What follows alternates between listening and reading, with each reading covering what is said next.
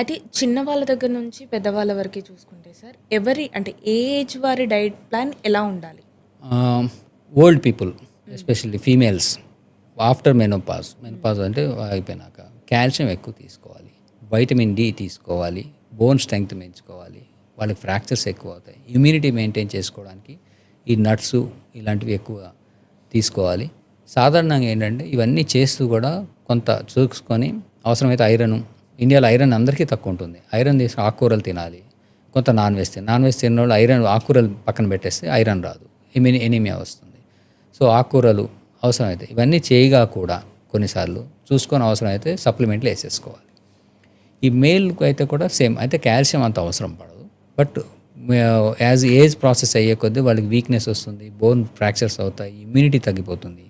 So వీటిని target చేస్తూ గట్టును maintain చేసుకోవాలి. మలబద్ధకం ఎక్కువ ఉంటుంది, అరుగుదల తగ్గిపోతుంది. సో వీటిని టార్గెట్ చేస్తూ more of natural with fibres, sprouts, seeds ఇవి కాక వాళ్ళకి స్పెసిఫిక్ డెఫిషియన్సీస్ ఏమన్నా వాళ్ళకు ఉంటే పర్టికులర్గా రాకూడదు. సో యూజువల్గా డెఫిషియన్సీస్ కాల్షియము, వైటమిన్ డి, ఇండియాలో ఐరను, బి కాంప్లెక్స్ డెఫిషియన్సీస్ ఎక్కువ ఉంటాయి.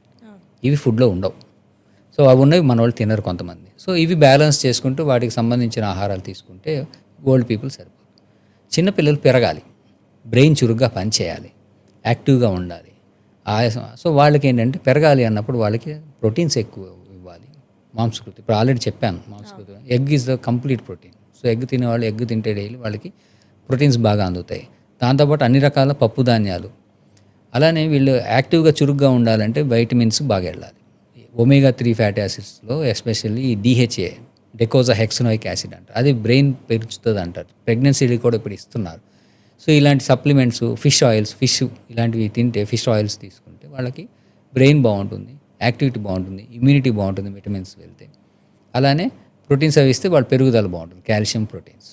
సో మిగతా ఆర్డర్స్ మధ్యలో వాళ్ళు వీళ్ళు మధ్యలో వస్తారు. సో వీళ్ళనేది దానికి మధ్యలో మధ్యస్థంగా అడ్జస్ట్ చేసుకొని వాళ్ళు అన్ని రకాలు బ్యాలెన్స్ చేస్తూ తీసుకుంటే మంచిది. కానీ కొంతమంది ఏం చేస్తారంటే ఓన్లీ కొన్ని రకాల ఫుడ్స్కే అలవాటు పడతారు, వాటిలో ఏమి రాదు. కొంతమంది ఓన్లీ నూడిల్సే తింటారు, కొన్ని నూడిల్స్తో పాటుగా చిప్స్, తర్వాత ఈ బేకరీ బ్రెడ్స్ ఇవే తింటారు. దానివల్ల కూల్ డ్రింక్స్ తాగుతారు. ఇప్పుడు జరుగుతున్న మిడిల్ ఏజ్ పీపుల్, ఇప్పుడు యంగ్ పీపుల్, వీటిలో కెలోరీస్ ఉంటాయి బట్ హార్మ్ఫుల్ అయిపోతాయి అవి తర్వాత. బట్ వాళ్ళ కాన్స్టిపేషన్స్ కానీ, క్యాన్సర్ పొటెన్షియల్ కానీ, ఇన్ఫ్లమేటరీ పొటెన్షియల్ కానీ ఇవి ఎక్కువైపోతాయి.